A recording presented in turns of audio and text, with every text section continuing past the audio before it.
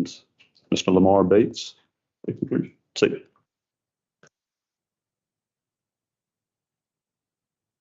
Mr. Chair, Executive Director, members of the board, good morning. Morning. All right. We are located at 919 East Main Street in the Piedmont Room on the fourth floor. Primary 911 caller is Mary Estelle Douglas, secondary, Michael Westerman. Our primary CPR, myself, Lamar Bates, secondary, Joan Grabinets. Meeting the first responders, primary, Michael McGargle, secondary, Steve Pitters. Our AED, you need to locate the AED, we'll contact the security desk person. First aid is located on the back walls where the coffee is located. We need that. Stairwells, fire alarms, both located near the restroom. Fire stations are near the women's restroom and near the Tidewater room on the opposite side of the building. Evacuation, we will not use two exits today, only one exit. The way that we came in is the way we will evacuate. We will assemble at 9th, North 9th and Capitol Square. We have to do so. We will use the stairwells if we have to evacuate due to a fire alarm. Please ensure, look to your left, please. Look to your right. Make sure the person that's there will be there if you have to evacuate. If you see something, please say something. We have an active shooter. We'll either flee, hide, or fight as the last resort. If you're participating remotely, be aware of phishing emails and scams. And please know your medical emergencies and evacuation strategies. Once again, the restrooms are located out the door, two left-hand turns on your left. The women's restroom, the men's restroom, two right left-hand turns. It's located on your right. Do we have any questions? All right, let's have a safe day. Thank you, Lamar. Thank you, Lamar. Well, before I perform the welcome, Mary Estelle was going to perform a roll call. I think Mr. Watkins stepped up. City. Ms. Bulova? Here. Ms. Bushu? Here. Mr. Cardwell? Here. Mr. Dalton? Here. Mr. Delandro? Ms. Dorsch? Here. Ms. Drake? Here. Mr. Jordan? Here. Mr. Maestri? Here. Ms. Moses Ned? Here. Mr. Payne? Ms. Reinhardt?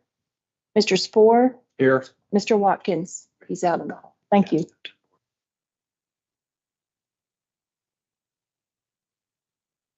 All right, so if any other members come in, we'll note that accordingly. But with that, I'd like to officially welcome everybody. I'm certainly a new face on this board. So I've been able to connect with all of you and most of you in one way or the other. But I appreciate all the efforts all you have put in to get here as well, coming from all over the state. So thank you for coming today to help us get together some of the business we have. With that, we also have another new member that's their first meeting. So I'd love to give DJ Jordan just a brief introduction if you'd like to. So.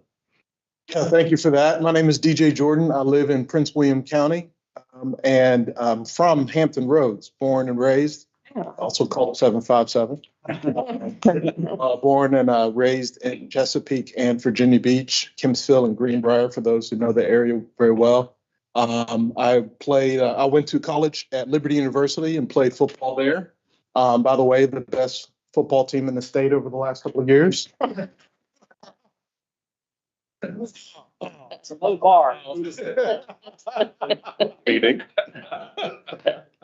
Went to Washington, D.C. and did my graduate school at the Johns Hopkins University, and then worked in broadcast journalism and on Capitol Hill for several years during my time there. I now work for a public relations firm called Pinkston and Falls Church, and I'm married and I have 4 kids. That's great. Lots and lots of children. And before that, I was working as the chief of staff to the Attorney General here in Virginia. Wow. I think I'll speak for everyone. Thank you for agreeing to serve, and we look forward to it. So we had no public comment, save for the one I think you saw passed around as a public comment, correct? So going through that. Okay. With that, the next is the approval of the meeting minutes for the June 4th, 2024 meeting. I'm happy to move approval. All right. In a minute. Motion by Ms. Bulova. Do we have a second? Second by Ms. Drake. Ms. Ms. Bulova, did you second it, Thelma? Seconded. All right. Perform a roll call on that. Ms. Bulova? Aye. Ms. Bushu? Aye. Mr. Cardwell? Aye. Ms. Dorsch? Aye. Ms. Drake? Mr. Jordan? Ms. Moses Ned? Aye. Ms. Reinhardt? Aye. Mr. Spore? Aye. Mr. Watkins? Aye. Motion carried. All right. Thank you. So agenda item number 6 is the annual election of officers and then committee assignments for the year as well. So first I'll touch on the officers. We did a bit of informal polling to try to determine who's willing and able to serve. And so I'd like to read a slate of proposed officers, and then we can entertain a motion for approval if we're in agreement. So we would propose as vice chair Thelma Drake, as secretary Patty Dorsch, and as treasurer Steve Pittard. So I would entertain a motion to approve if that's agreeable. Move. All right. Motion by Ms. Bushu, second by Mr. Cardwell. So call the roll. Ms. Bulova? Aye. Ms. Bushu? Aye. Mr. Cardwell? Aye. Ms. Dorsch? Aye. Ms. Drake? Aye. Mr. Jordan? Ms. Moses Ned? Aye. Ms. Reinhardt? Aye. Mr. Spore? Aye. Mr. Watkins? Aye.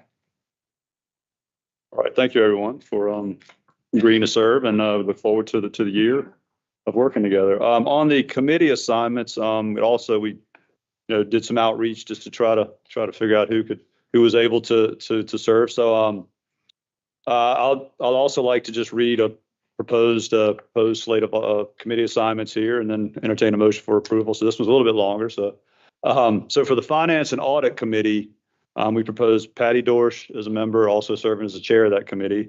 John Watkins, Mr. John Delandro, Cynthia Moses Ned, DJ Jordan, and then of course Thelma Drake and myself will serve as ex officios on that as chair and vice chair. So that is the Finance and Audit Committee. And we'd also just like to, so the Personnel and Compensation Committee, Beth Reinhardt would serve there as chair. Victor Cardwell on that committee, Miss Sandy Bushu, Charlie Payne, who is not here at the moment, and then of course Thelma Drake and myself as ex officio as well. So anybody need me to read those back? If not, we'd entertain a motion to approve those committee assignments if we're agreed. So move. Second. Question. Yes. Are you going to pass something out so we know who all? Oh, yes. Yeah, absolutely. Yeah. Sorry. Yeah, we just wanted to kind of get it finalized before we really put it in pen, I guess. Yeah. So, but thank you for everybody for serving on those. Yeah. Okay. We had a motion and a second. Who was the second? I think Miss Moses Ned was the second. Mr. Watkins. Ms. Bulova? Aye. Ms. Bushu? Aye. Mr. Cardwell? Aye. Mr. Delandro? Ms. Dorsch? Aye. Ms. Drake? Mr. Jordan? Aye. Ms. Moses Ned? Aye. Ms. Reinhardt? Aye. Mr. Spore? Aye. Mr. Watkins? All right. Thank you, everybody. The next item is the executive director's report. We are going to have a couple of actions from this. How do we want to do those? We're going to do those one at a time. You just tell us whenever you're ready for us to consider something. Okay. Very good. So, Thank all you. right. Thank you. Okay. Good morning, everybody. Thank you all for coming today. An exciting day. We've got a lot of good news. And over the weekend, I was just thinking back, 3 years has gone really, really quickly. And we've really come a long way to be given this suite of projects to move forward in this mission with really what's a group of 3 people And to be able to sit and look back 3 years later to have grown a staff of just talented, committed folks to drive the mission forward and to be making the progress that we're making, it's really an exciting day. And as I think you know, we've got a couple of exciting things to talk and have the board vote on today. So first and foremost, administrative updates. To overuse the word excited, and I promise I won't use it again.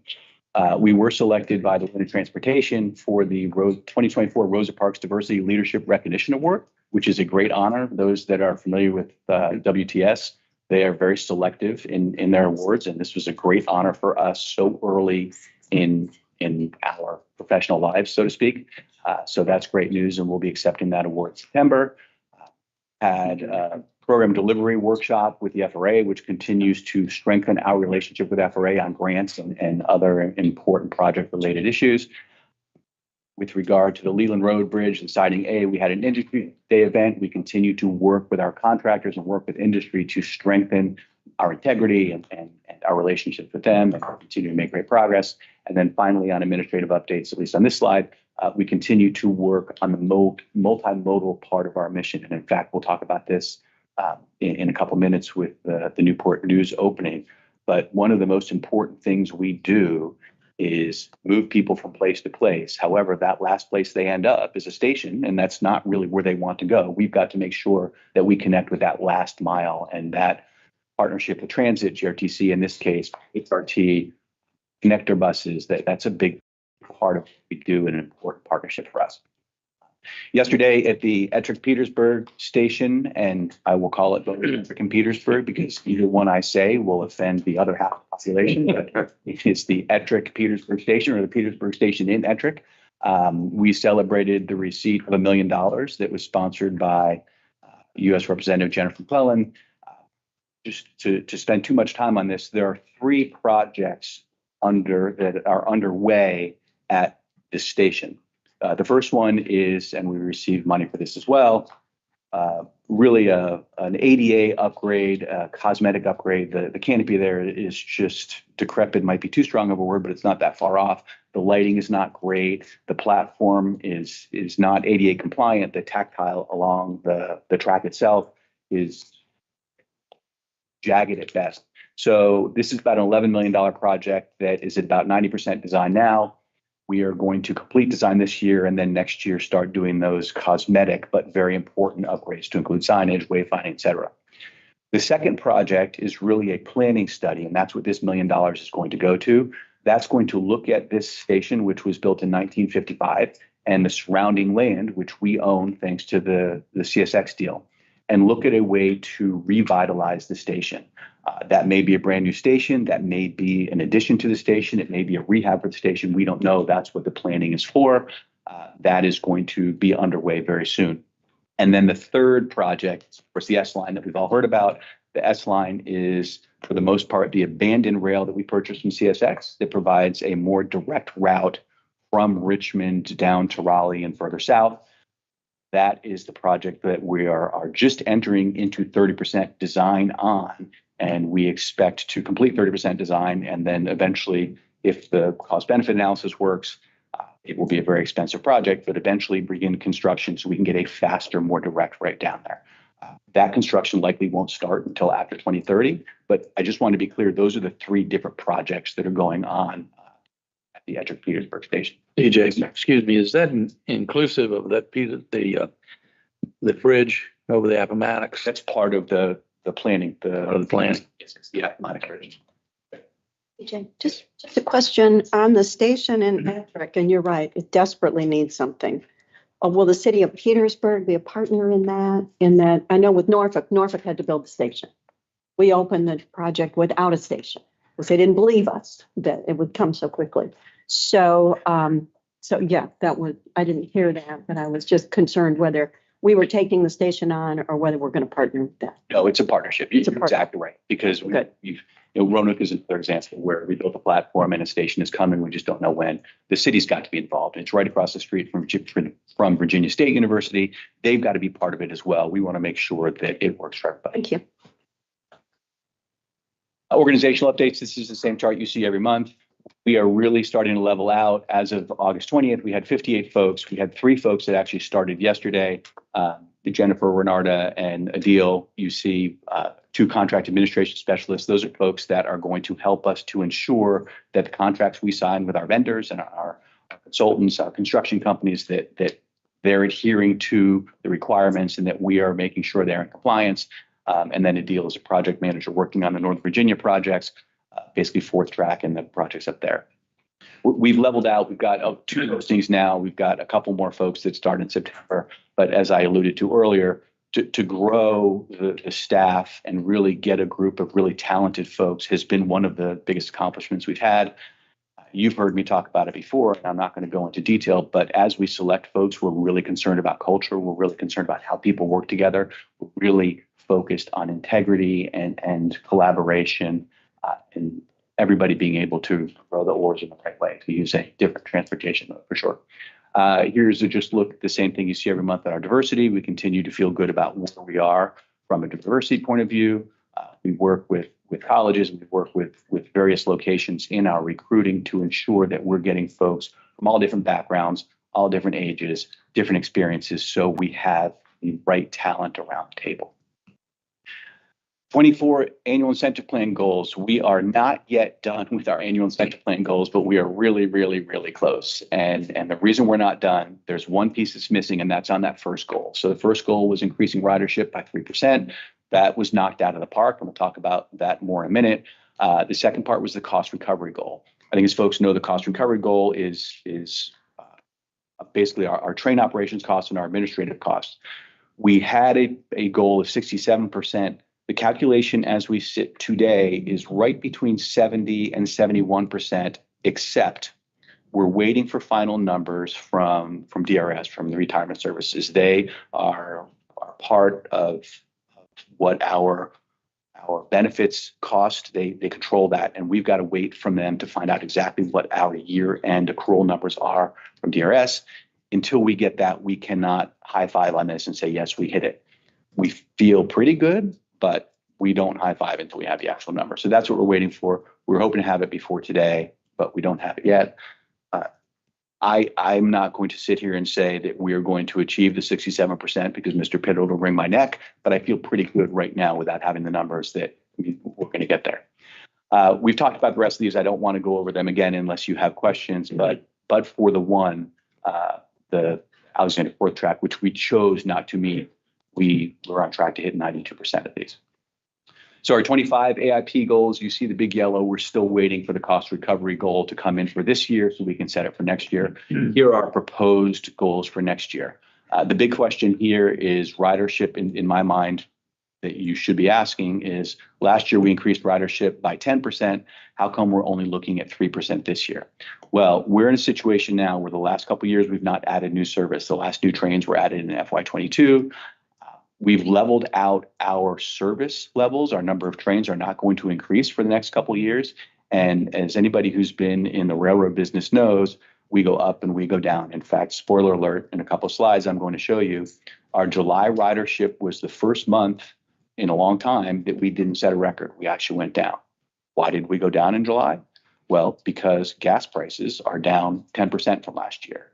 And when people are deciding whether to take the train or whether to drive, regardless of traffic, and traffic plays a big part, if gas is less expensive, they're more likely to drive. And so if you look back over the last decade and a half, increases in train ridership and decreases in train ridership go very, very much in line with the gas prices. So we continue to work with Amtrak to improve the service, to make sure that it's clean, that it's on time, of course, that it's safe, and we'll continue to do that. But we're comfortable that 3% is still a stretch goal year over year. Cost recovery, we're going to wait until we get the DRS numbers in before we set that. And then the other goals here, we've got a section on Long Bridge, just continuing the Long Bridge project to head for that target of 2030. Key milestones and other projects, we've got the fourth track in there, we've got the bypass in there, we've got the New River Valley construction that we'll talk about later. That's the big deal that we're hoping the board will approve today. We want to ensure that we start construction there no later than March. And then we've got a handful of organizational goals. Our project management information system, we want to get that migration complete later in February.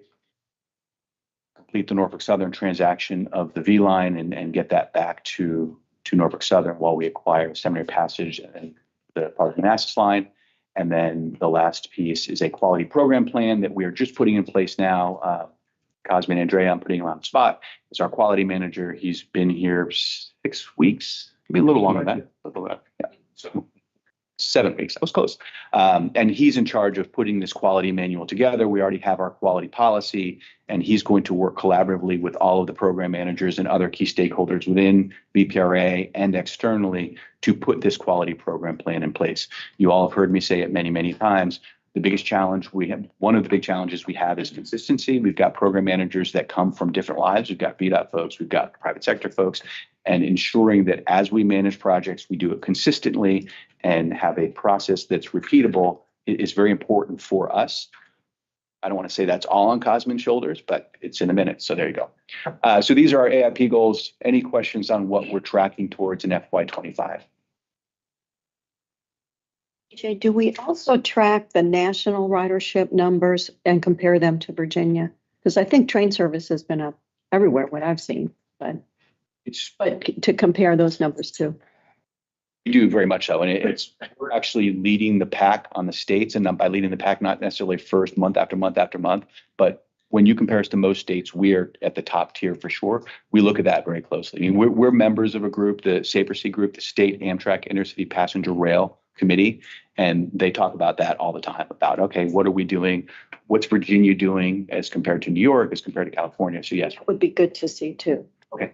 Thank you. Sure, we can actually start showing up. Then we can brag more. I'm not a big bragger. But I mean, so to that point, Virginia consistently and the extension to New River Valley is another example of really Virginia being ahead of the curve on thinking innovatively to get things done to enhance passenger rail. And Uncle Ben, with great power comes great responsibility. I mean, we feel that pressure like, okay, what's Virginia going to do next? You guys are setting the bar, and we continue to try to do that because we're only as good as our last action.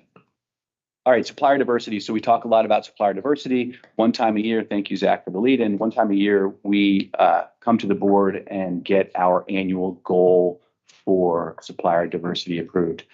As you've heard me say before, John Kosnook is one of the most passionate people I've ever met with regard to supplier diversity. And I can honestly say that every purchase that leaves VPRA, we have the question asked, can we have a diverse supplier here? Is there a way to use SWAM or DBE? So it's something that we pay close attention to. Here's a little background on DBE. You've seen this before. I'm not going to read it, but it just outlines what DBE is. And then this talks about the Department of Small Business, the DSBSD certifications, the different certifications. We have a whole matrix because there are plenty of businesses that fall into 2 or more of these categories. And we've got a cascading matrix that says you can only get credit for one. And here's what you get credit for. John and his team manage that, and they do a great job. Here are our results from FY24. In FY24, the goal that you all approved was 10%. And in our discretionary spend, and that's an important caveat, our discretionary spend, which is what we track this against, we achieved just over 14% in SWAM DBE spending. Discretionary spend is important because when we spend money to CSX, Norfolk Southern, you see them there, Amtrak, we really don't have an option. We can't say, you know what, CSX, we want to go out and find a diverse supplier. CSX is CSX. So we've got to give them the money. So we only track things that we have control over.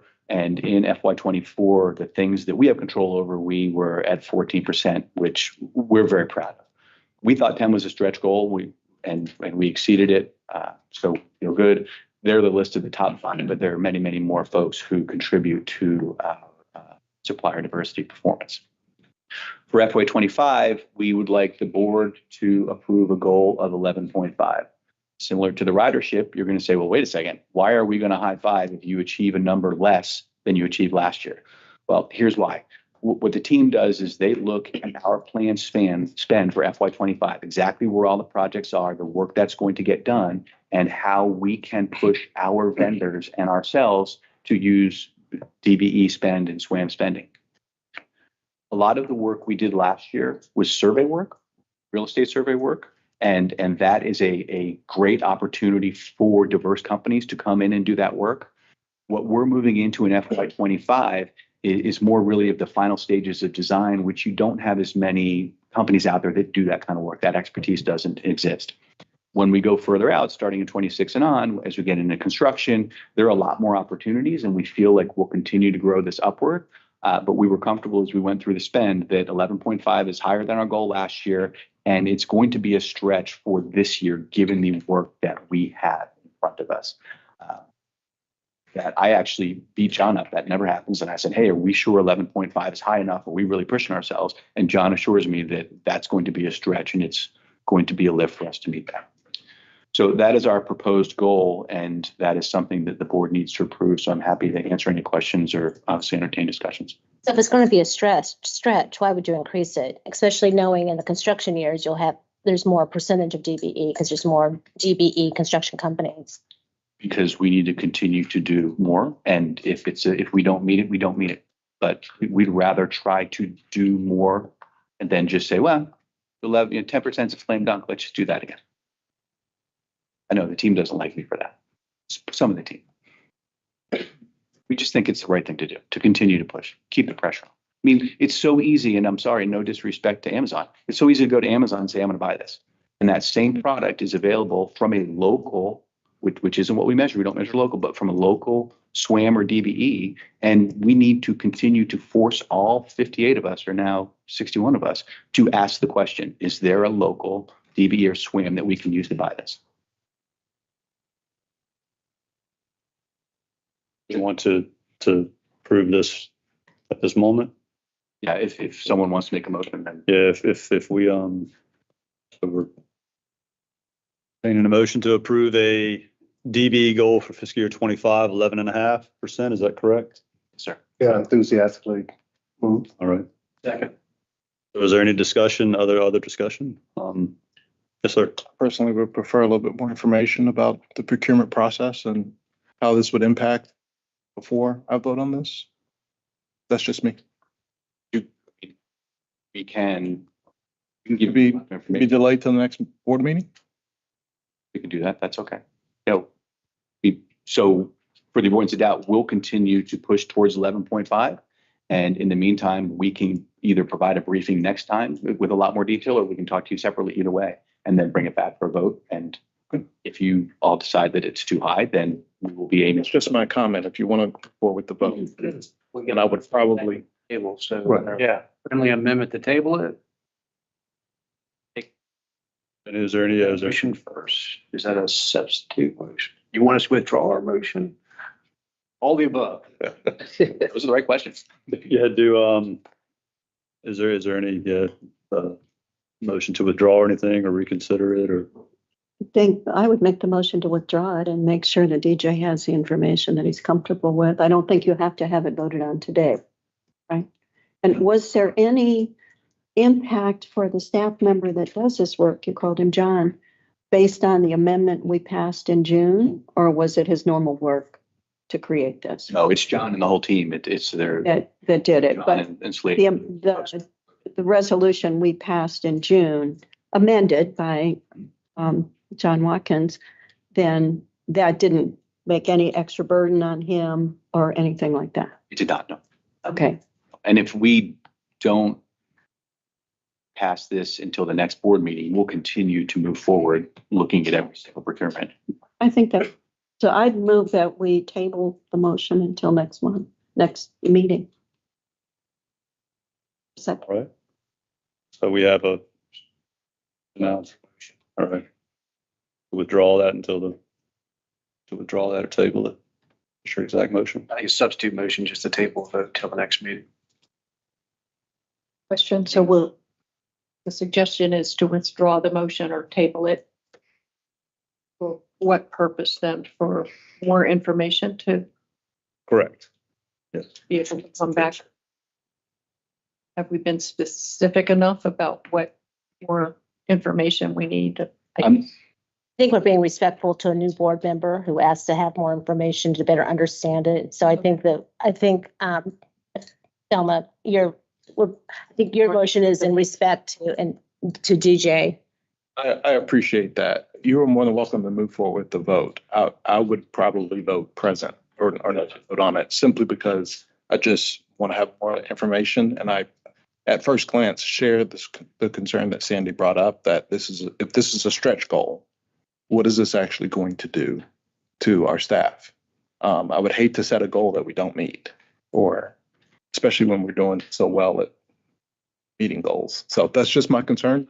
It's up to you whether or not you can move forward with the vote if you want to. My general comment is a stretch goal, while it may not be being met, is sort of that adage of shoot for the moon and you land on the stars. If the information you need about how they're going to do that, I certainly appreciate that, TJ. I really do. And while I'm certainly comfortable tabling it, however, as long as we continue to work towards that goal, I think it's really important for this organization because it really has become, I mean, that award mentioned earlier, the Rosa Parks Award, is outstanding evidence of why these goals matter. And it's outstanding evidence as to why it is that our organization should continue to strive to not just shop at a named place that I shop at too much, but actually go down to the local places. So we appreciate that. And with that being said, I can withdraw the motion at this moment in time. You've got to come. DJ and Mr. Jordan, I am John Kosnick from procurement.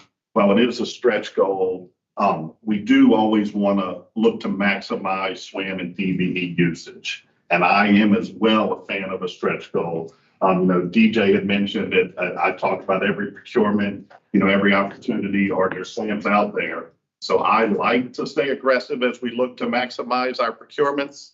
And to have a stretch goal, it's a stretch, but it's also obtainable. And if we talk about this with every contract and every contractor that we bring on board, whether they're a SWAM or just a prime non-SWAM, and we make them have small and diverse subcontracting plans, we're going to have the monthly meetings and the engagements. And as we're always looking to maximize this, yes, it's a stretch, but it keeps us hungry to maximize using small and diverse businesses. So I personally like to stretch goals just to keep us, I use the word maximize again. It helps give me the opportunity when we talk to firms to just do more with the small and diverse community. So we're doing this with FRA, Federal Railroad Administration, or civil rights at the federal level. Well, we're setting this. No, because FRA doesn't set those goals. Okay. So these are our own goals. Well, but they're looking at us when we do award, for compliance with the civil rights laws and regulations. So that's why I only say that. I don't know that there's any reason we have to do this today. There's still flex in the time that, these goals are submitted, I guess. So there's no harm in. Respectfully, it's not going to change what we do going forward. We're going to continue to look at every procurement. And DJ, also what I heard you say was that this goal was set in light of and in perspective of the question of why are we not setting a higher goal given we achieved it before.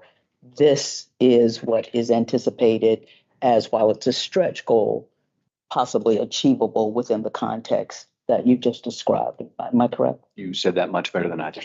I don't think there's any harm right now, administratively or regulatory or anything, to doing this as another item at the next opportunity. Is that so? And in the meantime, if I may, we'll prepare a briefing and we'll send it out to the whole board, just talking about the procurement process and how we look at every single procurement. And then if more information is desired, we can certainly meet board members one-on-one or even do it at the next board meeting. Sounds great. I think it would be useful, DJ, I think there's confusion on the board. What's DBE? What's SWAM? I think it'd be useful. And I do think, John, correct me. It is it John? John. What is federal law? What does federal law say the percentage of DBE? The DBE with contract goals and DBE at the federal level, it's only used if a project is receiving federal financial assistance from a DOT component that's subject to 49.26. And now that's limited to FHWA, FTA, and FAA. None of our delivered projects, though, meet that requirement. And our funding is through the FRA, which says to meet the state level. And the state level then is what? the state level, as it relates to contract goals for SWAM, the disparity study talks about how the Commonwealth, we have to stay race and gender neutral. So we don't use any race and gender conscious measures to promote SWAM utilization, which would be your contract goals in a procurement.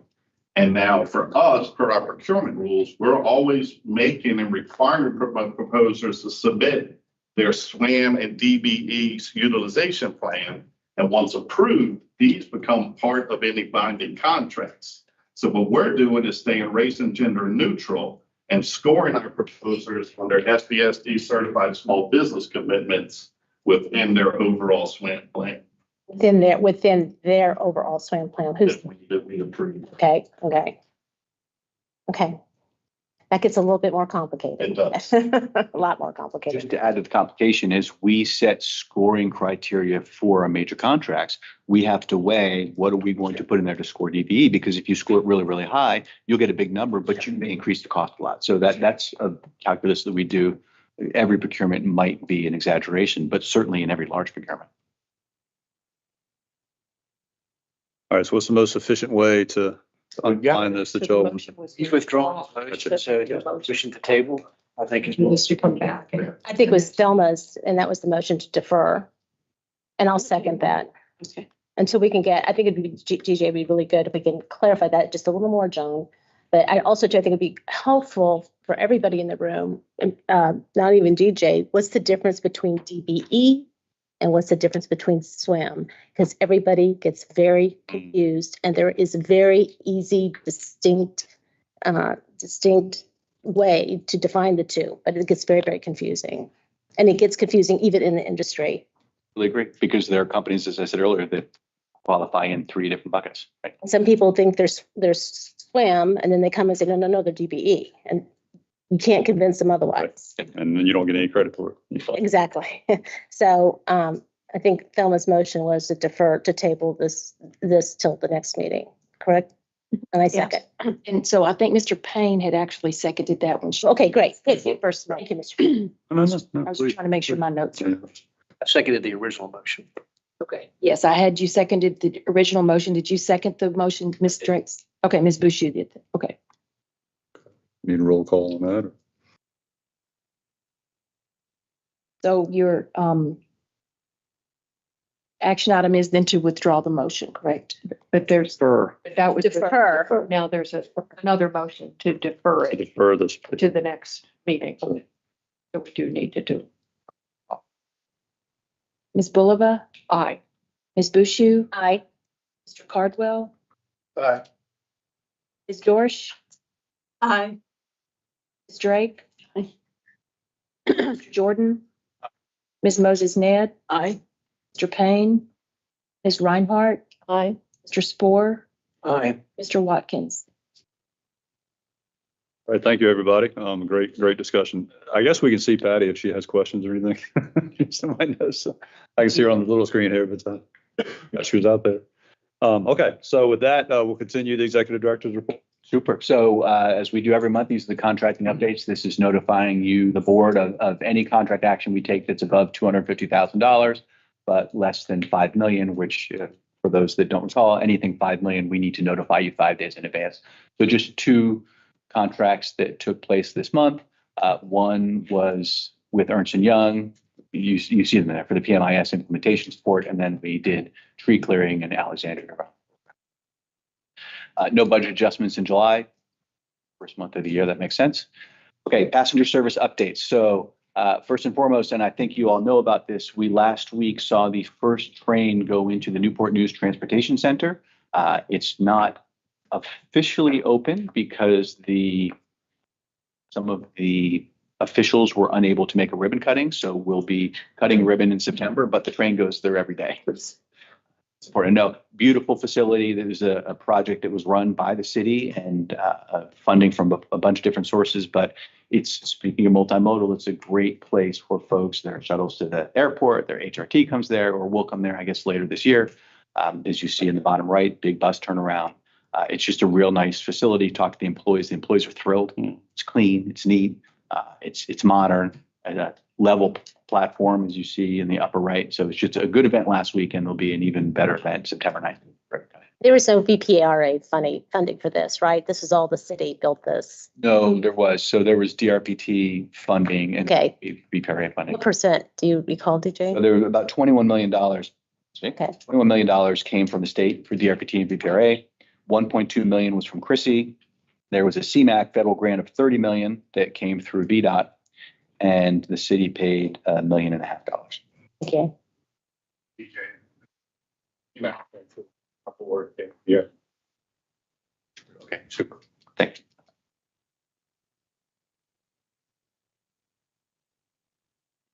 All right, so that, again, good progress, and we'll have a big event next month for ribbon cutting. Here's the operations budget, FY24 budget to actual, pretty straightforward. We're happy with these numbers. The big change that you see here is on the administrative budget, we were much lower than the budget had because we implemented our cost allocation, where we put the actual project spend to the projects.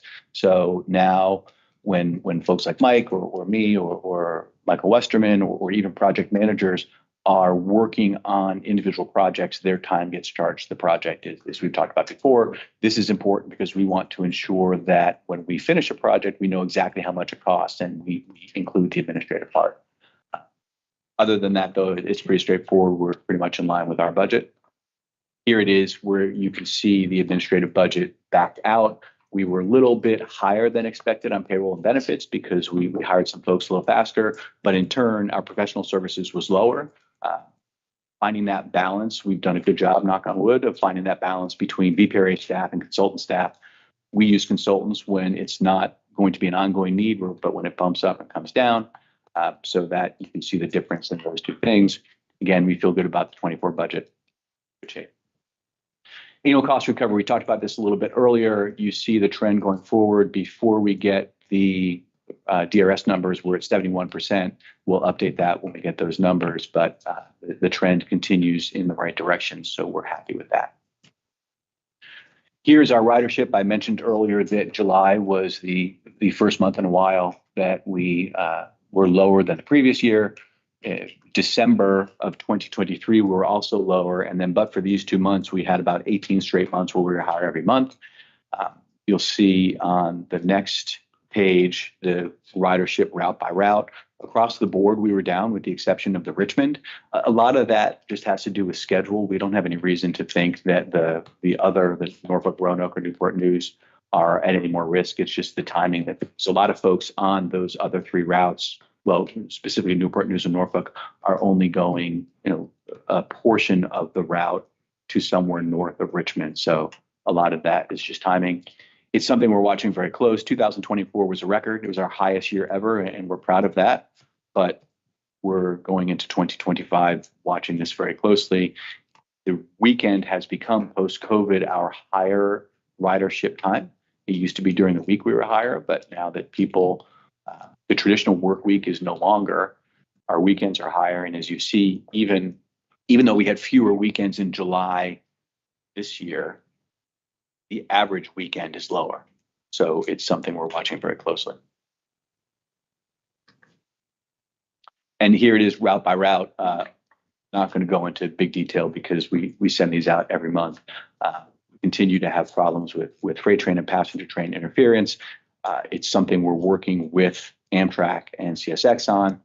When we get the additional capacity in, we will have dedicated passenger tracks, and that will clear a lot of this up. I would be remiss if I didn't bring up safety here. So, and I guess I shouldn't bring it up on a Roanoke train. I should bring it up on one of the other ones. But we had an incident on Saturday. It didn't involve a Virginia train, but there was just north of Ashland, there was a car, an automobile that was stuck on the track. And so that car called for assistance. A tow truck came, the police were there. Unfortunately, nobody thought to call the railroad and say, hey, every single grade crossing has a blue sign, two blue signs usually, one on either side, that says, if you were stuck, call this number. And no one called, and they were in the process of the tow truck getting the car out of the way. And here comes one of the Amtrak long distance trains southbound, ran right into it. the engineer, there's nothing an engineer could do. You just can't stop a train that quickly. But the point is that the safety is a huge part of what we do every day. September is School Safety Month, Rail Safety Month. We're going to continue to work with local law enforcement and emergency responders to make sure they know the first thing you do is you call dispatch and say, hey, we've got a car. It's an event that didn't need to happen. Thankfully, there were no injuries, knock on wood. Thank you, DJ. Were there any impacts from the CSX derailment in Fredericksburg? Operationally, no. In fact, they went out and they talked about that, what happened there. And I don't want to speak for CSX, but that is actually, they had derails in place. They had parked a train on a sidetrack and the brakes were not properly applied and it started to roll backwards. And what you do is you put a derail in place so it doesn't roll onto the main line and then cause it more catastrophic. So the derail acted exactly like it was supposed to and took the train off of the rail. Unfortunately, and you've been there, the wall right there is so close, the train had nowhere to go but into that wall. Thankfully, no one was hurt there either. That, however, again, had no operational impact on us. Here's the Newport News, 2 daily round trips and pretty consistent passenger train interference, freight interference. Thankfully, we, knock on wood, are going to be out of the heat slow orders portion of the summer, and that will give us a little more reliability. Any questions on ridership? No, but I'm back to the incident with the car and the tow truck. So, there's tow truck association, there's police chief associations. Are we reaching out to these groups, or is there a state agency that would reach out to these groups? Because I just can't even imagine that was something that could have been completely prevented. Was anyone hurt or just damage to the tow truck? No one was hurt.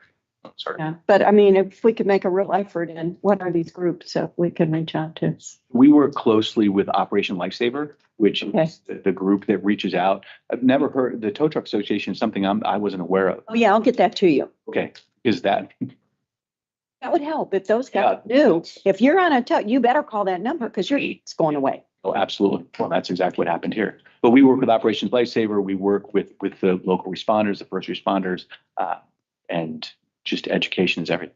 Yeah, there's a couple different ones there. I'll get that for you. I would love that. That'd be Thank you. Great. Good. For World Safety Month, we do have outreach to all of the association chiefs that Mr. just mentioned, and also to VACO and VML for reaching out to Thank you. Jericho runs Question. our. Is there any explanation for why that call wasn't made? Not that I heard. No. No. We should find out. We should ask that question. We're putting Bruno on the spot. Did you hear anything about that? Bruno is an Amtrak. Did you? No.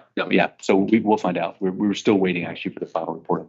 We also need to make sure that it's included in the 911 script for this particular. Oh yeah, that's good. And I'm trying to mention, but you said those blue signs are at every railroad crossing across the Commonwealth, Public road crossing, yeah, across the country. across the country. There's so many in South Carolina that you see that.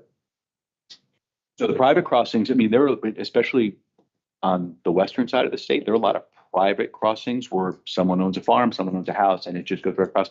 You won't find the signs there, unfortunately, but any public crossing, the signs are there. Okay. All right, we've talked a little bit about how we work with Amtrak on price point, and there was requests just for a little more detail. So I just wanted to spend a couple minutes going over what's happened since March of 2022. That was, you may recall, in March 2022, we suddenly saw, ooh, why is our revenue going way down? And we went to Amtrak and they said, oh, we've actually changed the way we do revenue. We used to have 5 price points. Now we have 9. Sorry, we should have told you. And so and sadly, I wish that was an exaggeration. But we worked with them between March and September, and really shout out to them. They have done a great job. They have worked with us very closely. The next couple slides, and Steve Pittard is a big part of this. Also Ashwini and Jeremy, who you've met, Shannon Perry, all a big part on our side. On the Amtrak side, you've got Denise Johnson, Jacob Clark, JD Humphrey, Eric Olson, all of the folks that are in their revenue management have really been more collaborative than we have seen folks at Amtrak for a long, long time. And it's been a good success story. So we found the problem in March of 2022. September, we started working with them, meeting with them every other week on pricing and revenue management and trying to understand how Amtrak set these prices and what impact or influence we can have on how that works. So we worked, and these graphs are really hard to read, but they're out on the internet. We'll send them to you. So what they started to look at is all of the different factors: ridership, load factors, your yield, average fare, the fare bucket. We, VPRA, looked for anomalies. We looked at, and they're listed there, fare trends, missing trains. So for example, we have trains that we know run, and yet for some reason not in the revenue system. Sometimes there are system problems. We are working with Amtrak to track those things down. Ticket splitting. Sometimes it's cheaper. If you want to buy a ticket from here to New York, Richmond to New York, it'll cost you $150. But you can buy a ticket from Richmond to DC and it'll cost you $30. And then from DC to New York and it'll cost you $30. So you're only costing $60 if you split the trip. That really isn't great. I mean, we want to make sure that there's consistency there. So we're working with Amtrak on that. The lines there, you can see that's the change year over year in revenue. You've got the ridership there, you've got the yield there. You want them to be as close as possible. And we continue to look for a sweet spot. I don't want to say we want to maximize revenue or we want to maximize ridership. We want to find that sweet spot where revenue and ridership are working together. So you want those lines to be as close together as possible. The point of this is not to analyze, hey, here's what happened in October, here's what happened in November, but to point out that this is the kind of data we get from Amtrak every other week, and they work together with our team to make sure that the tickets and the fares are appropriate. We've now started just over the last 12 months setting goals on revenue, setting goals on ridership, looking at how the seasonality of ridership impacts fares or how the fares impact the ridership when different holidays are. They're different. Sometimes Easter, for example, crosses months, spring break crosses months. So they've really done a great job of working with us to make sure that our fare tables, and it included some increases, especially on those lower buckets of fares on our side, make sure that the fares are driving the ridership and the yield that we're looking for. It's really a big success story, a great partnership between Amtrak and VPRA, and continue to praise it. Looking forward, this is just a quick chart. If you see, you've got load factor to the right, you want a higher load factor, and then you've got yield going up, you want a higher yield. We've got a bunch of trains in that bottom right. It's easy to say, oh, let's move everything to the top right. So it's high load factor, high yield. You want to find that sweet spot because the load factor and the yield work together. But having everything on that right side of the chart is a huge accomplishment, and we continue to work to find that sweet spot. So any questions on ticketing? I know I did that quickly, and it's very complex. The successes that we're working well together and we're being good partners on this. Mr. Pittard. Yes, DJ, that was great. I just wanted to add that, it is truly, you mentioned a balance of revenue and ridership. You could say, well, ridership, let's go all on a ridership. In our financial plan, there is a certain level of revenue that we be able to make that financial plan through the end of our capital project. So that's why, when you're thinking about that balancing part, there is a big piece there of ridership and then the revenue is part of our financial plans. So just wanted to bring that up to reiterate what DJ was talking about. Perfect. Thank you, Steve. And then this chart, just the final chart, shows the ridership growth as we've talked about ad nauseum. We continue to grow in ridership. The 1.385 was a record year for us in 2024. We're looking to continue to achieve that 2025, even given headwinds going forward, no new service, et cetera. All right, the last thing for me before I turn it over to Mike and capital project updates, the Amtrak operating agreement. So as we've talked about before, we have an agreement with Amtrak to run the trains. They run the trains on our behalf, and all of those rates are designated by the 209 policy. Our current contract expires at the end of September. We will be entering a new agreement with them in order to continue service that will go from October 1st to September 30th. This is actually, for those of you that have been on the board for a while, this is great news because the states together have been negotiating back and forth with Amtrak on the different rates that are set by this policy. And this will be the first year I want to say 2022, I think, where we had an actual agreement that's going for 12 months because we have extended agreements. Finally, late last calendar year, the state Amtrak Intercity Passenger Rail Committee agreed on the rates. We've been working on getting those rates to flow through the Amtrak system. And so now we are close to a situation where we have the final rates for FY25.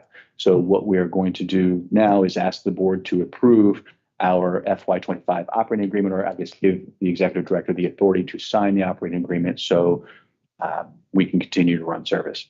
Again, the cost are the cost. The committee with Amtrak and the FRA determine the rates, and they're all in the agreement. It's pretty straightforward. It's just math. We're finalizing the agreement now, and we're hoping the board will give us the authority to sign that agreement. Mr. Chairman, I would move approval of an authorization of the fiscal year 25 Amtrak state sponsored or supported agreement. Second. Moved and seconded. All right, we have a motion and a second. So we're voting to approve the Amtrak operating agreement. Any discussion or? Our fiscal year again for VPRA. I should. I was just July to June. July to June. This is on their fiscal year. Yes, we all say. It's a huge confusion. Yes. Yeah, federal. Versus federal. Any other discussion? Question? All right. Call the roll. Ms. Bulova, Aye. Ms. Bushu, Aye. Mr. Cardwell, Aye. Ms. Dorsch, Aye. Ms. Drake, Aye. Mr. Jordan. Aye. Ms. Moses Ned. Aye. Mr. Payne. Ms. Reinhardt. Aye. Mr. Spore, Aye. Mr. Watkins. Aye. Thank you to the staff for, overseeing this agreement and the great outcomes we're getting on that. Thank you, everybody, for supporting that. All right, and now I'm Continue going to turn it over to Mr. McLaughlin to talk about the capital project updates.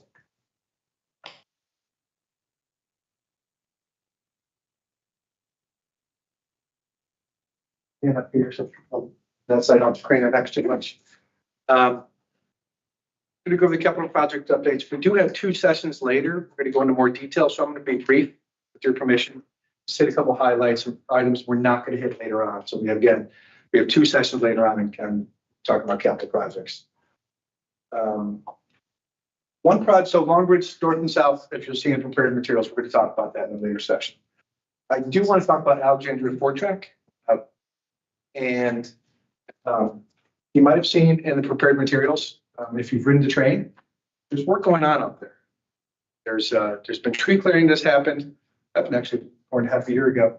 And there's also dunk bank work going on. That's utility relocation. As a lot of people know, as a lot of us had some tour the corridor back in, I think that was June. We showed you where up along some of the pipelines. There's pipelines up and down the corridor. There's also fiber optics up and down. And you see the green, that is the fiber optics, and the copper metal, that is a gas pipeline. It actually feeds National Airport. So very important pipelines for freight railroads. Their utilities are very important to them, very important source of revenue to them. So that work is ongoing out there. It's the Kinder Morgan pipeline, and again, fiber optics utilities. So that's something I want to point out. So that's some important work, some important milestones we're hitting with regard to Alexandria Ford Track. With regard to Franconia Springfield bypass, I'm not going to read all the words on this, but we're going to go into more details in some upcoming milestones we're going to hit there in a later session. The shoe fly concept, in case you're wondering what that is, that's a temporary bypass, if you will. And last month's executive director's report had an image of that. So that's important. That's going to help us to speed up the project. I do want to mention, while it does say core drilling for geotech have been completed, all but 4 to be satisfactory, 95 were satisfactory. So I don't want you to leave away thinking that we did a small number and only 4 and a majority of them were unsatisfactory. What does that mean? That means of the 99, 95 hit the rock they needed to, 4 didn't. That's not an unexpected outcome. I do want to point that out, that again, 95 of the 99 were successful. Another project, another page I want to hit is Like we talked about this page in a little, actually, I think I skipped. Page a little bit to this page, sorry, page 46. A lot of these projects are hitting some milestones. So I want to focus on something.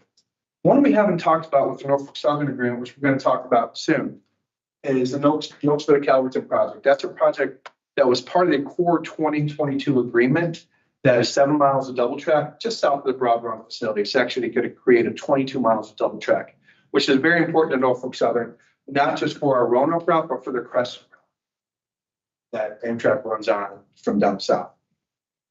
Also part of the base 2022 agreement was the Roanoke West Yard. We have money in that agreement, which will be continued. Both of these are continued in the agreement that we're going to brief you on later today to make sure that improvements are made to Roanoke Yard so that the Amtrak trains get through there in a swift manner. We don't want to have the new train go to New River Valley and get caught in the yard. As you know, rail yards are very, very busy. So we have agreed upon track charts that we're working through with Norfolk Southern to make sure we get through a certain speeds. They're going to be basically making a kind of a bypass of the word because they do have discretion to get us through the yard. But the Roanoke West Yard is an important project for the New River Valley. And the bottom three are all hitting milestones this summer, or already have. So the Arkandale to Powell's Creek project, that is a legacy project from DRPT days. It's still ongoing. It's finishing up. It's actually tied to the Quantico Station project. I'm looking at Mr. Dalton because VPRA is leading the Quantico Station project. Both of these projects are nearing completion. The Arkandale to Powell's Creek, 9 miles of triple track. Trains recently from Amtrak, if you're stuck behind the freight train that's going slower, is able to use those tracks to get around them. So I've been on one of those trains. I know other people have. So that's a big accomplishment. And that's what we're looking forward to with a lot of these projects coming down the pike.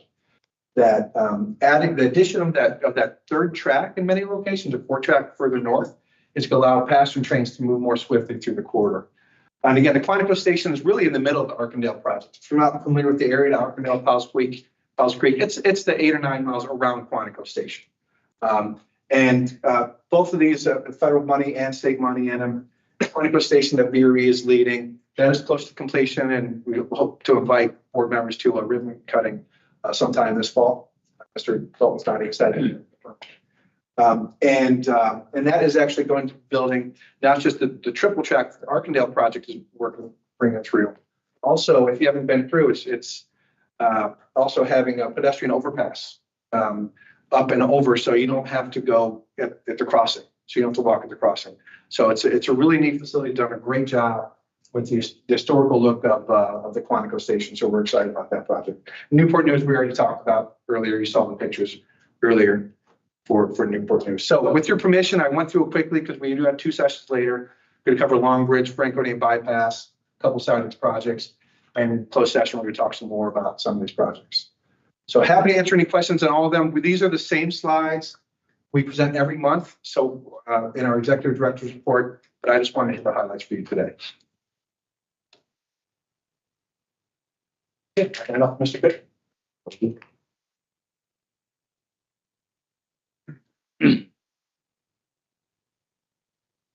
Go through quickly our revenue and investment updates.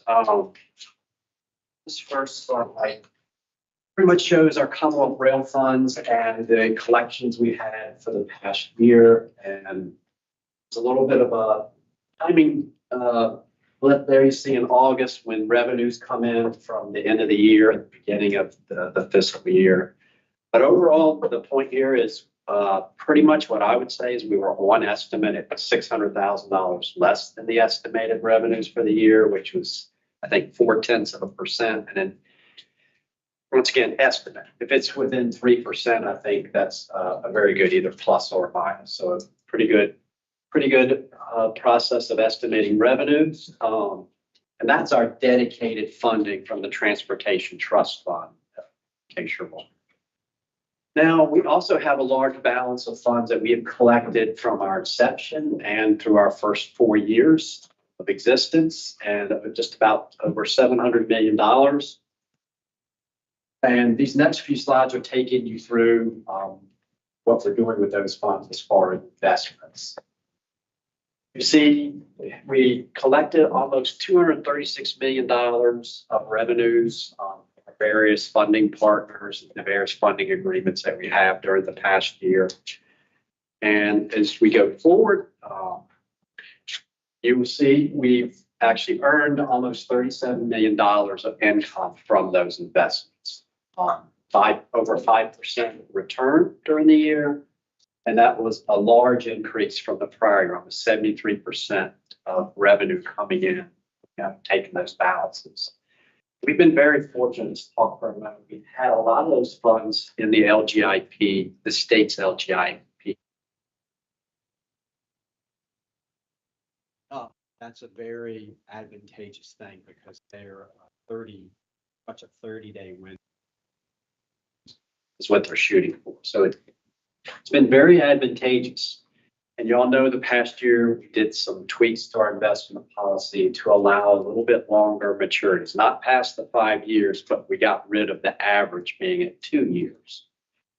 So we're still at a limit of 5 years for maturity.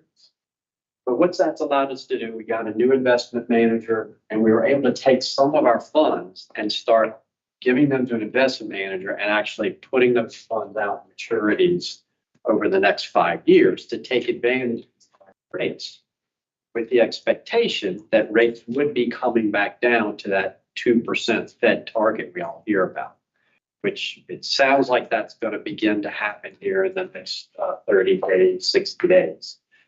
So we're in a really good position that one, we have a large balance of funding, execute a large transaction like we're going to talk about later with Norfolk Southern. But then two, we kind of maximize those earnings through one being in short-term investments and now pivoting to a little bit longer with still three goals that we'll go through. Policy objectives of maintaining principles. So we're not investing in anything. We're not out buying individual stocks. We're a very limited set of investments that are all in the board approved policy that all have very high ratings. We hold them to maturity. So even if rates fluctuate, there's a short-term gain or loss, we're holding these investments to maturity so we won't actually have a loss. And then you see the maturities of all the various types of investments are all within those maturity windows. And then you see the actual percentage shares of the various investments here in the pie chart, which we're within the limits that are also in investment policy. And finally, this last slide, once again, I talked about the LGIP, and we're going to, assuming we move forward, we're talking about a large transaction later today with Norfolk Southern. We have the balance of the table of the LGIP to consummate that transaction. And when we move forward, we will take those funds out of the LGIP. And then we will be shifted to a lot more of our funding, remaining funding being in those invested balances over that 5 year window. So you'll see as rates come down, we will still be earning that 4.5%. Is I think the target, when we mapped it out over 5 years, we'll be still earning that 4.5% when rates, if we stayed in LGIP, will start to get closer to 4 and maybe 3.75%. So taking advantage, but once again, making sure that we have the liquidity to meet our project needs. Finally, the last slide just shows the grants that federal grants that we put in for. We're still waiting to hear back on those. So we put in for our Route 1 Furnace Road Railroad Bridges project, and then some state of good repair items at some of our stations. There were some badly needed ADA improvements. So we're hopeful to hear back soon on that, and hopefully by fall, October time, I think, yes. But still haven't heard yet whether those are going to be a positive outcome. If I can, too, real quick, on the Franklin Lorton Furnace Road, that's the extension of the Franklin Lorton project, that's 6 miles, takes you 2 more miles. It continues that march to that third track in the BRE territory south. So that's important, gets you up to Occoquan River Bridge. So adding 2 more miles to the 6 mile Franklin Lorton. That I'll be glad to take any questions. Steve, hi, it's Patty Dorsch. Can I ask a question? Sure. An excellent presentation as always. I just on your last slide where we put in $2 million for request for congressionally directed spending for Staples Mills. I think we've seen a House Thud bill and the Senate Thud bill. Are we, I mean, neither one enacted obviously, but are we in either or both of those bills for that project? I'm not aware that we are. Mike, do you know? Change. We'll check on that. Yeah. Okay. Thank you. Sometimes they don't include the congressionally directed spending until the omnibus package. Till the sausage is done. Right, right. Did you outline our funding? Where do we get our funding? So we get our funding. I don't have the slide here, but it's in our, it's in our budget document, actually a very good chart where all our funding comes from, but it's a lot of different sources. A lot of different sources. So we talked about the dedicated state transportation funding, so that's about $150 million a year. But when it comes to all our capital projects, right, you know, we have Amtrak has dedicated $944 million for that life of those projects. We've got now almost $1 billion of federal awards towards those projects, right around that number. And if I keep going, I'm going to miss. VPRA has contributed several $100 million toward the capital projects. There's a lot of dedicated other state transportation funds that aren't coming through the formula that have been dedicated from priority transportation fund. Some funding from the I-95 corridor, express lanes, some of the concession funds there were dedicated. So a lot of different sources. Another big source is the I-66 inside the Beltway, toll lanes. There's those funds go to a waterfall, and our projects are fairly high in that waterfall, and the ORP will be issuing a large amount of debt that those tolls will service that debt. So, and there's probably another 10 sources. Okay, that's good though. Thank you. And Ms. Michoud, I'll send you a link to the page in our budget document. Would you? That would be really helpful. Thank you. And I do have an update to your question. I thought we were, I just wanted to be clear, there's money in the House appropriations bill, not it's a requested amount, but $850,000 from Representative McClellan, represents Staples Mill, congressionally directed spending. I just wanted to double check, but it is in the House bill.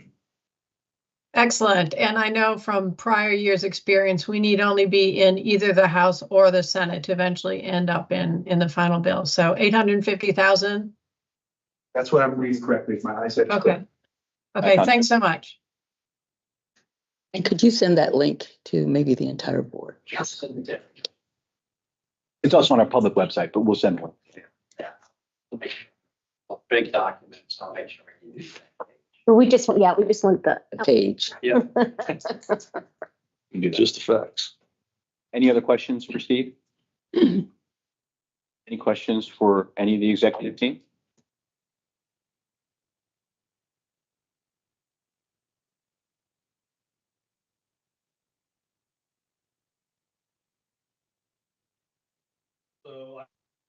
We are running a little bit ahead of time, about 15 minutes. We want to turn to the Norfolk Southern transaction update.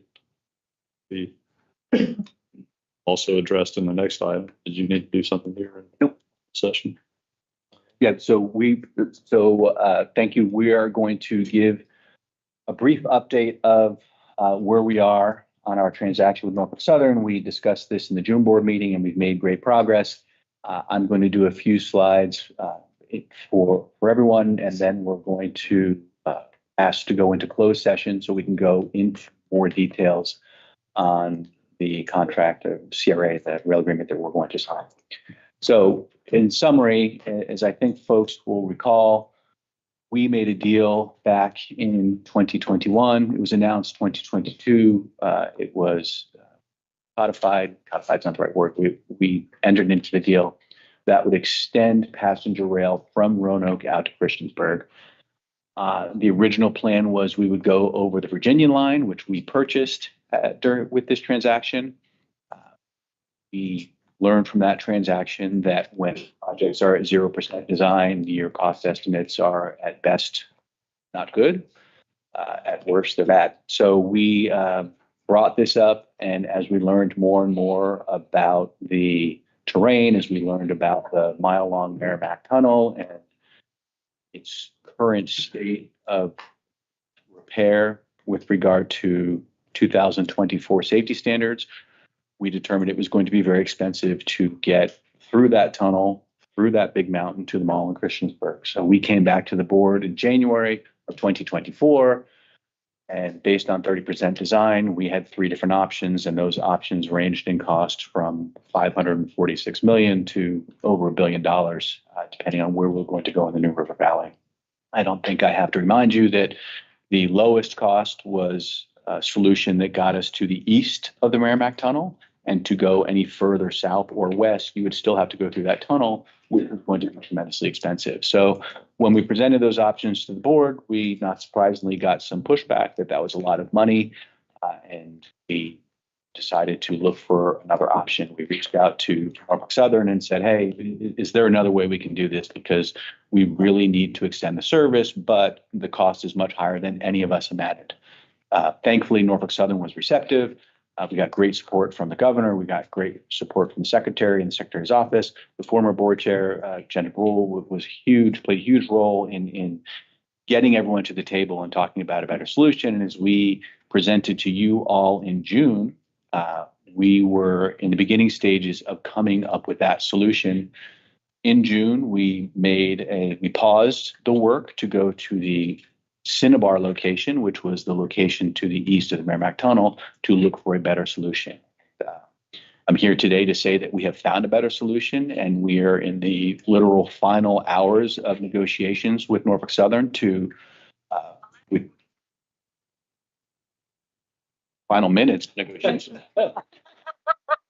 to come to an agreement with Norfolk Southern that would really change the route of how we get to Christiansburg. It'll get us there for a lower price. It'll get us there faster. And it will also give us control of the Manassas line, which is a huge piece of the transportation network in Northern Virginia, headed from Alexandria out to Manassas. So that's in summary. I'll just give you background. So here's the relevant territory. You see in the upper right, you're in Alexandria. That is all currently owned by Norfolk Southern, headed all the way down to Roanoke, and then the last stretch from Roanoke to New River Valley. Virginia currently own the V line, and we are proposing to sell the V line back to Norfolk Southern and instead get access from Norfolk Southern to the main line, which is the N line that goes from Roanoke down to New River Valley. It's a shorter route. It's shorter. It'll get done more quickly, and we'll talk a little bit about why that happens. But as part of this transaction, we would also purchase the Manassas line, which is the line from Alexandria out to Manassas that VPRA runs every single day, Monday to Friday currently. Here's the background of the old plan. I don't have to go into detail on this because we've all seen it, but it basically, we thought the cost to extend to New River Valley all the way to the mall was going to be $257 million. We thought we'd be able to start service in 2026. We found out through design process, once we got to 30%, that it was going to be closer to 2030 to get all the way to the mall and over $1 billion. That's why we considered the Cinnabar location, which was still over $500 million. So we were looking for the cheaper alternative, which is the one going to the south on the main line. Norfolk Southern, again, was a great partner to us. The way that we have negotiated the deal will save us over $100 million. We will get access to the main line. The Norfolk Southern Railroad will build a platform for us at the Cambria location, which is the site of the historic passenger station that served from 1906 to 1979, I believe. And we will own that whole, if this transaction goes forward, we will own that piece there. The trains, when they get there, we'll let folks off at Cambria and then continue to the southwest to Radford, where Norfolk Southern is going to build us a layover facility where the crews can report and where they can do light maintenance on the trains. and they'll build all of that and deliver that for us. In addition, we will, as I said earlier, own the Manassas line. We will have the ability, after a period of years, to control dispatch and control maintenance, and that will help us add both night and weekend VRE service, which we already have access to on the RFMP, which goes down to Fredericksburg, Spotsylvania.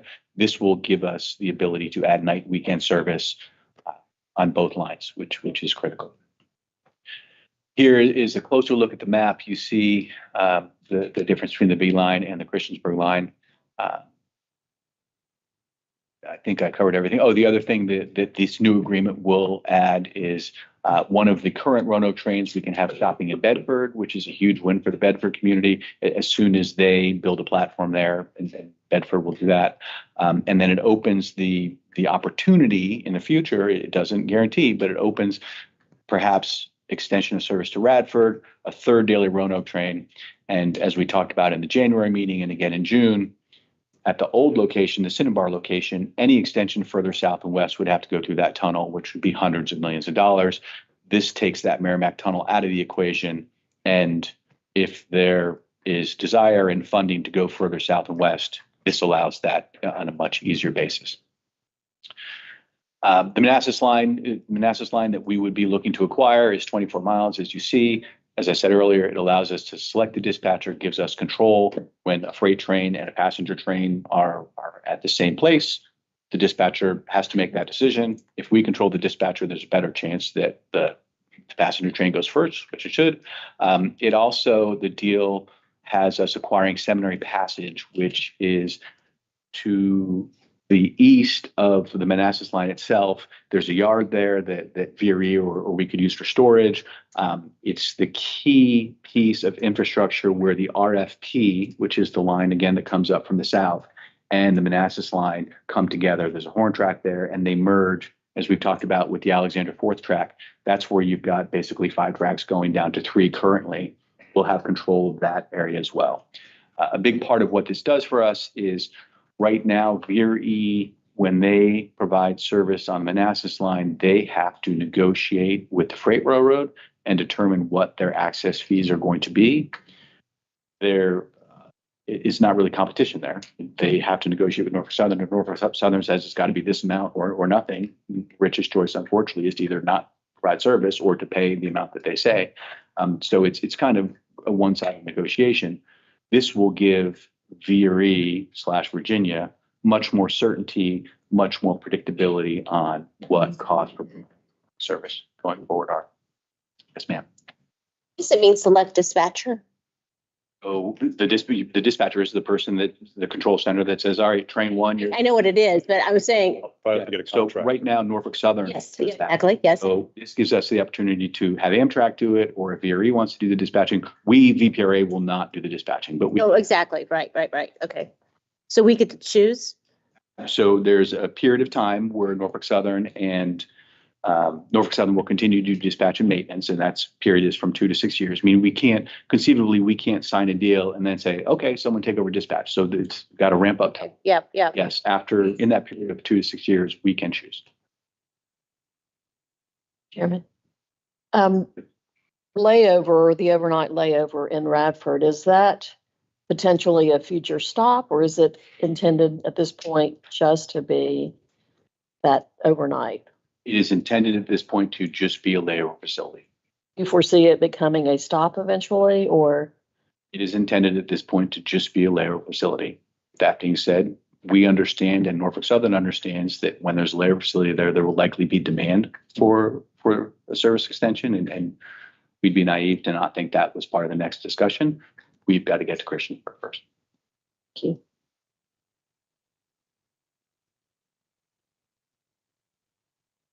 And then just a summary, and I won't read these, but this is why the deal is better for us, and it's significantly better for us, all of those things you see. The one thing I am going to point out here, it is less risk for us because Norfolk Southern has the responsibility to deliver a platform at Cambria, the parking lot at Cambria, which is separate from the deal, but still a parking lot, the layer facility. They are doing all of that procurement. They're doing all of that construction. That's all their responsibility to turn over to us as opposed to us having to deal with construction companies, et cetera. This is stuff that they do every single day. So they're going to take on all the risk of that. It's a huge win for us. It will allow it to get done faster. They have folks that can do this work in their sleep. So that's a big win. The pictures, if you look on the far right, that's the building as it was in the past. It's the same building now. The upper left is the 30% design rendering of what it will look like when it is complete. As I said earlier, the current plan that would take us to Cinnabar gets service late 2028, early 2029. The deal that we are asking the board to approve today will get this work complete no later than 2027. And I say no later than 2027 because when we started this whole process, we probably overpromised and didn't have the ability to deliver. We're not going to do that again. So DJ, would Norfolk Southern still use a line? The main line, yes. They would still use that line. They will still use the N line, which goes from Roanoke to Christiansburg, so Right. freight and passenger. And part of this deal would give them $25 million to put a couple crossovers in, so there would be more fluidity, so there'd be more ability to go back and forth, so they're not in the way. And they would also use the Manassas line for freight, and when they used it, they would pay us access fees. Right, exactly, right. But they wouldn't pay access, they're not gonna be paying access on the line, the other line, the Southern line. So we'll be paying access fees to them. Okay. Southern line is double tracked. Oh, okay, thank you. It's double tracked. B line to North was single track. Okay, The N line is double tracked. it's double tracked, okay. Crossovers are important to get out of the way. Gotcha, thank you. I don't want to trigger PTSD, but they're also on the main line. There are no tunnel. There is Right, there's one tunnel, but it's literally the train sticks out at both ends. So right. there's not a mile long tunnel on this one. Not much of a tunnel. No. So it's double tracked, so we're not buying that whole right of way, are we? Or we are, or what, we're, No, the N line we're not buying. So this deal would give us access to the N line, which is Roanoke to Christiansburg. right, exactly. Double tracked, and it's just like any freight railroad agreement. Okay. You would pay them for access. That's what okay, so we're just paying for, this is just a freight line railroad agreement, we're paying for access. Not buying it. We're We're paying not buying right away, we're not, okay, not there. Now we're buying them. yes, correct, then that's 24 miles. Okay, It's the seminary yard, the seminary passage. yeah, exactly, okay, thanks. Then next step, so we are asking the board to approve the deal today after we go into closed session and give you more details on the confidential terms. Thank you. Appreciate that. And then we would close September 5th on the Manassas line. September, October, Rich and the VRE folks would consider approval. Rich has already talked to the board, the chairs of each board, and he's got authorization to negotiate with us. And then by the end of 2024, the exchange of the V line for that last piece of seminary passage would happen. And then later steps, you see the construction can take place. They'll no later than August 2027. They will convey to us the platform and the layer facility, and then we'll extend the service to Christiansburg. So you're looking for motion? No, we're going to go into closed session first. Right, so. And then, so let me just, my last slide. Here is an overhead view of the Cambria location. Right in the middle is the depot building, which is the historic passenger station. Rail has a long and colorful history. If you look to the left, just a little further west, right where the road crosses the track there, you see another depot. That was the original passenger station. And that became a freight depot where the freight crews showed up, and now it's a bookstore. So, but we would own the depot in the middle, and then the New River Valley Passenger Rail Station Authority, they would be responsible for that building, any upkeep they want to do to that building to make it a station. We / Norfolk Southern are responsible for just the platform and the parking. Platform fully ADA compliant. As you can see there, it'll have a 670-foot canopy, high level platform. So that ends the open session portion. We're going to give you more details on the terms, thank you very much, on the transaction. But for that, we'd like to go into closed session because they are still subject to negotiation. All right, well said. So Yeah, with that, we're going to, I think Ms. Bulova is prepared to take us into closed session. Ms. Bulova, I would mention that we also like to invite Deputy Secretary John Lawson in with us. I don't know if there's any other individuals that normally, that may be doing. Mr. Chairman, I move that the board convene in a closed session pursuant to Virginia Code Section 2.2-3711A and 29 for the discussion of the execution of 2 VPRA contracts under negotiation, which are 1, a comprehensive rail agreement with Norfolk Southern for the acquisition of the Manassas line and the construction of a passenger rail station in Christiansburg, and 2, a funding agreement with VRE to contribute funds for VPRA's acquisition of certain territory in Northern Virginia. In each case, such contracts involving the expenditure of public funds and discussion of the terms or scope of such contract where discussion in an open session would adversely affect the bargaining position or negotiating strategy of VPRA. And 3, a board member must second the motion, and a roll call then will be held. And we'll make sure that everyone who needs to be present, Mr. Lawson, should remain, and other staffs who are integral to the discussion. Sure. So moved. Thank you, Ms. Bulova. Second by Mr. Watkins. Discussion? All right, roll call. Ms. Bulova? Aye. Ms. Bushu? Aye. Mr. Cardwell? Aye. Ms. Dorsch? Aye. Ms. Drake? Aye. Mr. Jordan? Aye. Ms. Moses Ned? Aye. Mr. Payne? Aye. Ms. Reinhardt? Aye. Mr. Spore? Aye. Mr. Watkins? Aye. All right, motion carries. So we, it's your closed session.